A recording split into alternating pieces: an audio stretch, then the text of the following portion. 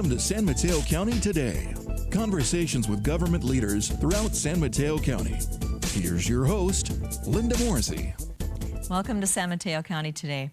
My guests today are Mayor Robert Ross, Mayor of the City of San Mateo, and Marshall Wilson, the Director of Communications for the County of San Mateo. We're going to begin by speaking with Mayor Ross. Welcome to the program. Thank you. Thanks for having me, Linda. Great. I'd like for you to start off by telling us, or just giving us a quick overview of your sort of journey to being mayor, from law enforcement to city council to mayor. Just kind of give us the timeline. Okay. Well, I came to work for the City of San Mateo in 1981, and back then we had problems at our Martin Luther King Center. It was actually a drug sales location for the Bay Area. We had people from Richmond, Oakland, East Palo Alto selling drugs here in the City of San Mateo. And you know, as a young patrolman, I recognized right away that there was drug activity there. And one of the things that I did was knock on all the doors of the neighbors' homes and just kind of introduce myself, get to know them. But I had one incident kind of happen. I saw younger kids running back and forth, and I realized that they were probably runners. So I got out of my car, went up to the children, and I got their names, their addresses, and left. And the kids thought, hey, everything's okay. What they didn't realize is that I was actually going to their homes to talk to their parents and talk to their grandparents. When I got there, I actually was received with open arms, and they brought me in and basically gave me coffee and actually showed me pictures of the entire family, the whole family line. And pretty much from that day on, I kind of knew the family, had a line of communication with the family, and later, unfortunately, arrested some of those children. You know, I shared with the families that their children were probably involved in drugs, or at least they were hanging around people that were. And later, when I arrested them, though, I would drive them by their house and actually stop and talk to their parents and say, hey, I'm really sorry, but I ended up arresting Johnny. You know, he's down at the Martin Luther King Center, was involved in this drug transaction, and I'm sorry, maybe we can get him on the right road. And so from that, I think what happened was people started to trust me. And it was really interesting because my phone started to ring. And all of a sudden, I'd only been on the department for about 8 months. And I started solving a lot of cases because people would tell me, hey, you know, there's a blue Cadillac that comes about 4 o'clock. They hide dope and a gun in the car. This is where it's at. And that happened more than once. It happened a multitude of times. And then all of a sudden, the supervisors and investigations came to see me. And I thought, what's this about? I'm a new policeman, right? Okay. And they would say, Robert, how are you doing this? And you know, one of the things that I felt was really important was not to give up your source. And if you did, it put them at risk. So I would just say, hey, I'm a really lucky guy. But the truth of the matter was, it was the community and the relationships that I felt was my gold in the community. It just was a great payoff to establish those relationships early and to get to know people. So it's really about the relationship building even in that line of work. Yes. Yeah, okay. And then what about your move to city council and mayor? You know, that was kind of an interesting progression also. I was getting ready to retire, done almost 30 years with the City of San Mateo. I was a police lieutenant. I'd run just about every department in the police department and had the opportunity to work with a lot of leaders before me. So I tried to pick up the good traits that they had. And as a result of that community building, I was actually the community resource lieutenant for 67 to 70% of the community in San Mateo. So I established a lot of relationships, and as I was leaving, people would tell me what the issues were in the city, and they actually asked me to run for city council. All and you know, I took them up on it. Okay, great. Talking a little bit more about your role in law enforcement, what would you say has had the greatest impact, and how does that kind of inform how you are going to carry out your role as mayor? You know, I think the things that have an impact, they not only have an impact on society and the community, but really they had an impact on me as a person. I mean, to go out to a crime scene and see young kids involved or having to live through traumatic instances, what happened was I kind of put myself in their place. And as a result of that, my heart hurt for them. And from that hurt, it gave me an emotional connection that allowed me to take on their burden and then work harder to try to solve their crime. And I realized back then that except for the grace of God, there go I. Wow. So tell me a little bit about what makes San Mateo such a special place. You know, San Mateo has really grown over the years. It's extremely unique. Like I said, when I first came on, we had some problems with drugs.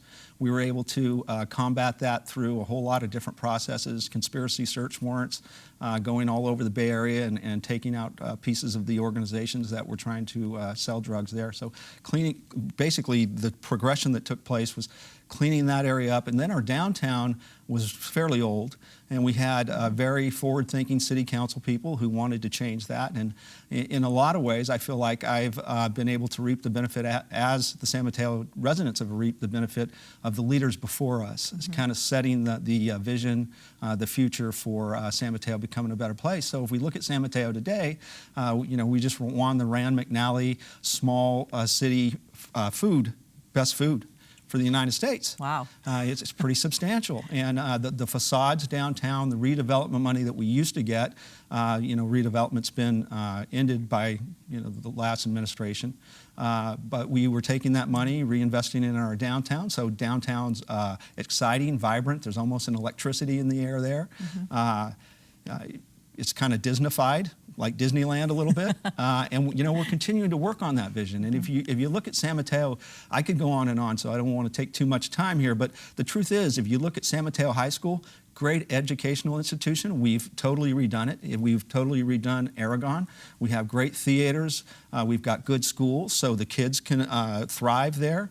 And we've got a great downtown. The businesses and our communications with the businesses, our Downtown Merchants Association, our Chamber of Commerce are all active working with all the businesses. We have the EDGE Economic Development Group, and when we partner those with the resources from the college, we're able to achieve a whole lot more collectively than we would be individually. We now have Draper University, which kind of is a very unique place. As a unique place, I think it brings to us venture capital. It brings to us some of the startup companies that would normally locate in Silicon Valley, but San Mateo is kind of a quiet place to hide and develop your product and not normally get your product at risk because it's not in the valley where people hear, talk, and listen to you at the coffee shops. You have more of a private situation, so that they feed upon each other. So you mentioned that redevelopment agencies have essentially gone away. So what does the city do without that now to continue to move forward? It's a difficult task. We're going to have to partner and try to do public-private partnerships. You know, there's some redevelopment property that the city of San Mateo currently still owns, although we're being forced to sell it. If we can get into the right partnerships with those particular properties, we might have the opportunity to do something extremely unique. And when I say extremely unique, you know, everybody talks about changing government so that it's run more like a business, so it's profitable. Right. But imagine for 1 minute that if the city of San Mateo had several properties and I was able to, or we were able to, partner with another company and retain ownership in that property as the business went forward, and as a result of that, reap a certain amount of the returns. Now, what that would do is pay for your taxes on a perpetual basis. So we have some wonderful opportunities ahead of us. That sounds good to me. So what are some of the challenges that the city's facing in the next few years? You know, we're kind of remaking ourselves in a lot of ways, and a couple examples of that is on our east side, we have the Los Prados, what used to be the Los Prados apartments, several hundred apartments. We had an investment group come in, purchase the apartments, totally renovate them, and now that they're definitely a higher class, newer, a better living, better quality of life. So that's changed. We have an area at 555 West Fifth Avenue, and that building's been renovated. So we see people that are willing to come in, invest some money, change some of the old buildings, but then when we start to look at the new buildings, we start to look at and again, I would thank the past councils for setting a future vision, but the transportation-oriented development, the rail corridor, we're doing transportation-oriented development up and down the rail corridor. So we're adding multiple units in hopes that people will start to not only shop and walk and use the services close to them, but they'll ride transit and other transportation modes so that we can kind of keep our traffic moving. But the challenge with that is when you increase your population, you have a larger demand on your schools. so that there's less seats, and you need to find a way to fund that. You have water. We're allotted a certain amount of water, so we're going to have to try to renegotiate that, I believe.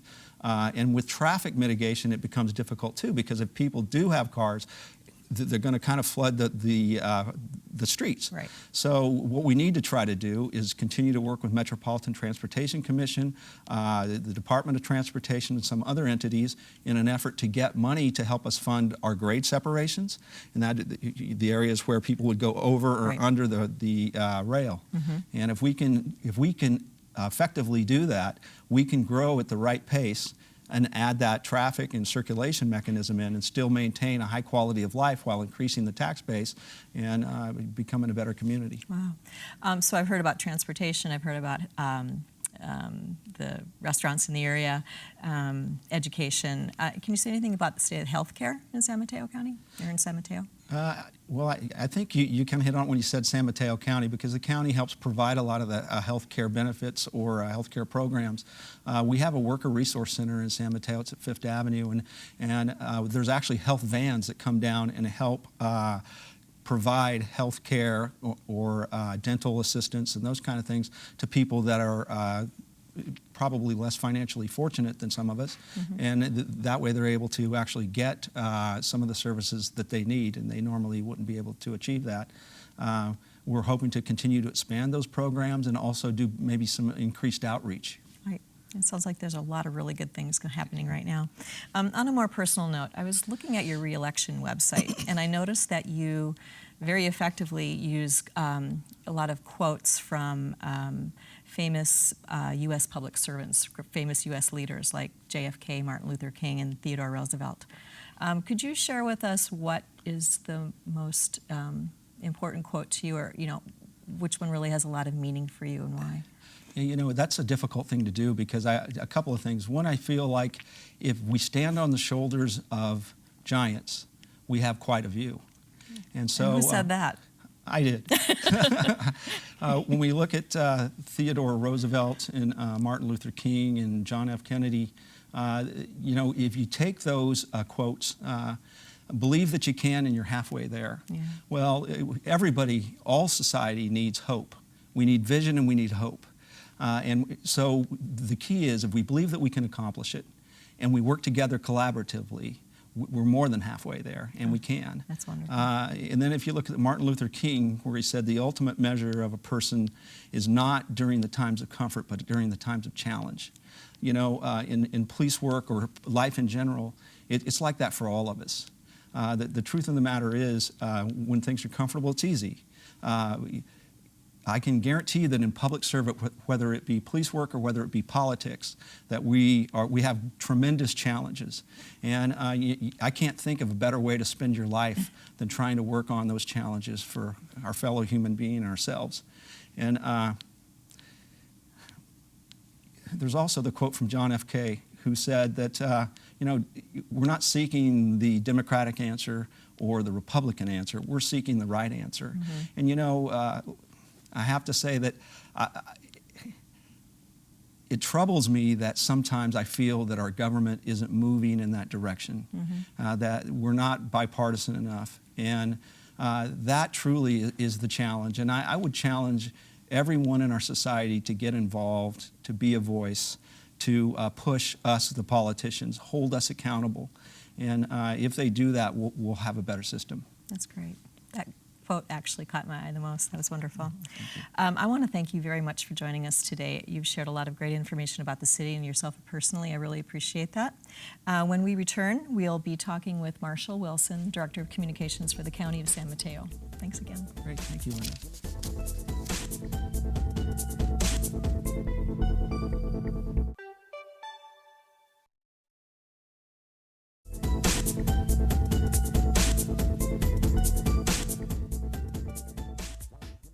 Hi, we're back, and we're with Marshall Wilson, the Director of Communications for the County of San Mateo. Welcome, Marshall. Thanks for having me, and congratulations on your new program. Thank you, Marshall. I hope you like being on that side of the table. Yes. Okay. I'd like for you to start off by telling our viewers what the job of the Director of Communications for the county involves. Sure. I think it boils down to two fundamentals, and that is providing people with the information they're seeking.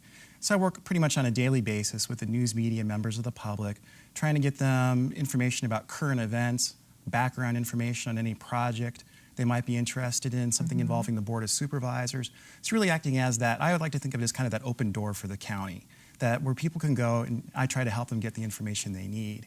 And I think fundamentally the second part of my job is trying to encourage people to get involved in their local government, to find ways and to help people get involved, to help get involved in the decisions that are really going to affect their lives. So I think those are really the two fundamental aspects of my job. Okay, great. What are the top priorities that your office is working on right now in terms of communicating with the county?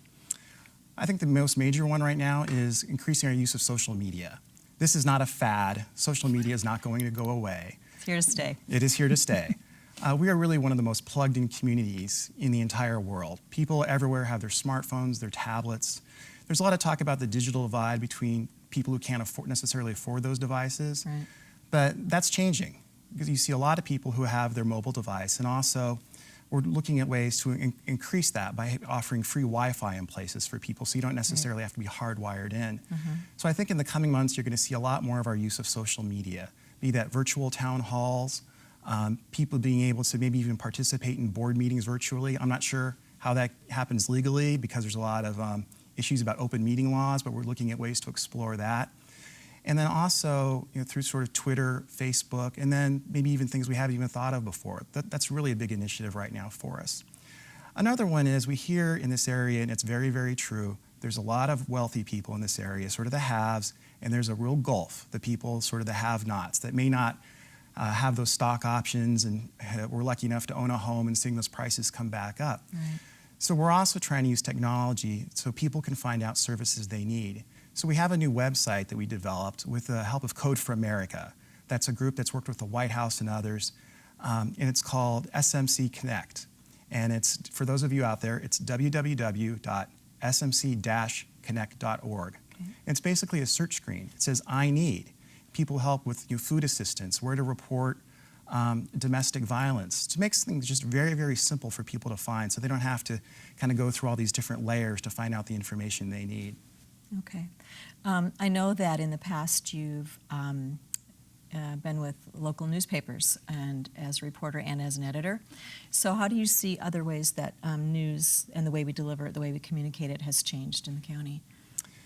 Well, I think in the past, and I have to say that I actually started my journalism career in San Mateo County 25 years ago this year at the San Mateo Times, which is now the San Mateo County Times. And back then, it was very much traditional way we think of. The news reporter would go to the city council meeting. I would go back to the office that night, write up the report, and then people would read the newspaper the next day. And of course, that's all changed. It's now people can watch those city council meetings live over the internet. You have people blogging from city council meetings. So the media has just changed so much. And I think we as the county have to change with that as well. That's one of the reasons we're working on more social media. And the media in our county, I think, does a great job. But there is no one media organization that basically covers the entire county, be that the county government or the whole peninsula community as a whole. So a lot of my job is trying to help the news media cover the county so people, again, can get the information that they want and that they're seeking. Okay. So what about Twitter and Facebook?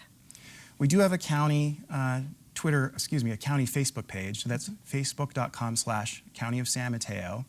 We don't have a huge number of likes, but we're going to be working on that in the future. That is a very large commitment. Once you decide that you're going to go into social media, it's a large commitment because it needs to be a two-way street. This is not about us just pushing out information, saying this is what we think you need to know and leaving it at that. When we do social media, we want to have a two-way conversation, encourage people to tell us what you think. Are we doing a good job? Do we need to do better in certain areas? So again, that's a big commitment. You're going to be seeing more of that in the future. Okay. Many of our departments, and the county is a very large organization. There's 20 separate departments. The sheriff's office has a Facebook page. The health system has a Facebook page. The health system itself has more followers, as I understand, than any other health department or health system in California. Wow. So they're doing a real good job there. And it's about getting those messages out about, have you gotten your vaccine? What are you doing to stay healthy? All those sorts of things. Got it. Got it. I understand that you are part of the county's disaster preparedness team, and you responded to both the pipeline explosion in San Bruno and also the Asiana Airlines crash that happened at SFO last year. Can you tell us a little bit about those experiences and what those events have taught you about being prepared? Those events, of course, for very many people, myself included, they're very emotional events. Yeah. These are terrible tragedies that happened in our community. I was actually driving home. I live in South San Francisco with my wife and daughter, and was driving home on an evening 3+ years ago, and I actually saw the explosion from Highway 101. Wow. I was stuck in traffic, and my first reaction was to make sure my family was safe, which I think is a lesson for anyone. Whether you're involved in any emergency, disaster, everyone wants to make sure their family is safe. Because my wife's family does not live that far from where that occurred, and we live in South San Francisco, which of course is not that far either. Right. So and my job in many ways is to support our local agencies, our local cities in a situation like that, with their media needs and public information needs. And I was and continue to be so impressed by the way the city of San Bruno responded to that. Mayor Jim Ruane, Connie Jackson, their city manager. These are people from a fairly small town who suddenly thrust in what was actually the worst disaster in the history of San Mateo County. More people were killed in that pipeline explosion than were killed in the 1906 earthquake in San Mateo County. Really? And just seeing their dedication. And I equated to this, at the same time, as that pipeline explosion occurred, there was that scandal down in the Los Angeles area involving Bell, that city down there. We had all these public officials, and it's a sad story of corruption. But on the other hand, you had our local officials up here really stepping up and taking care of their community. Right.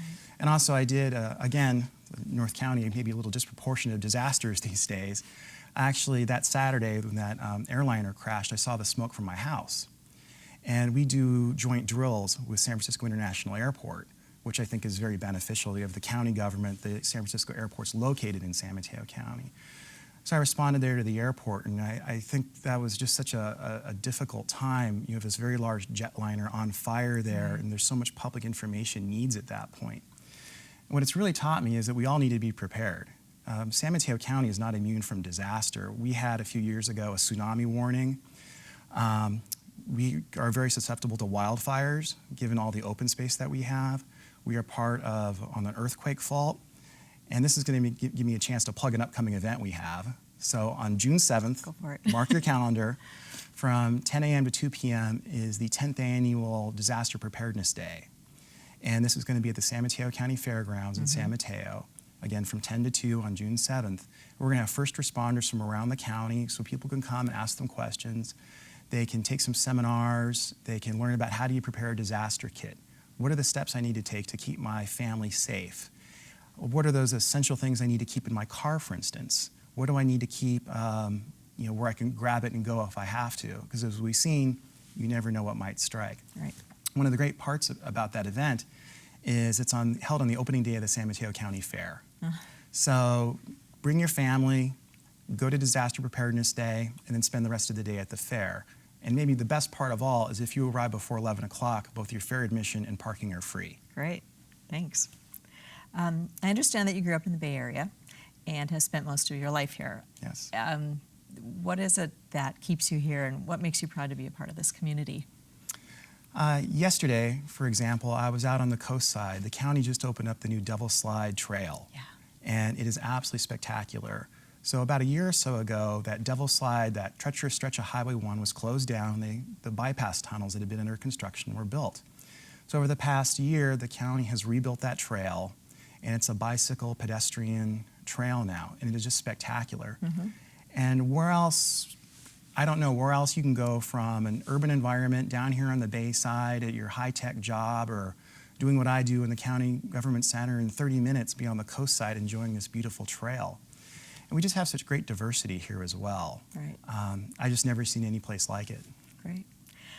So I bet you have some final thoughts that you'd like to share about how people can learn more about what's going on in the county or things that are happening coming up. Ways to learn more and stay in touch. Yeah, I encourage people here very shortly. We're going to have an entire new web platform at www.smcgov.org. We're going from what we really consider an outdated platform to a new look and feel, and it's designed with mobile first. So if people want to know something that's going on in their community, they can pull up their tablet or smartphone and calendar for events, sign up for news releases, newsletters. We have so much information that's out there that people can get. We also have an open data portal. For years, the government collects all sorts of data. That's one of the things we do about transportation patterns, health, human services needs out there, social services needs. We have an open data portal now where people can go and look at all the data that we collect. And we're hoping that people take that data and create new apps for it, tell us what they can do with all that data.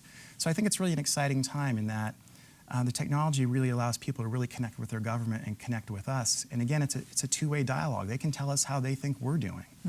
So how did we access that data in the data portal? If you go to smcgov.org, there's going to be a link there that says Open Data, and you can basically do a search there. Okay. Or they can, if you want to know more, again, I like to consider myself a point of contact. Anyone can call me anytime, 363-4153. That is 363-4153.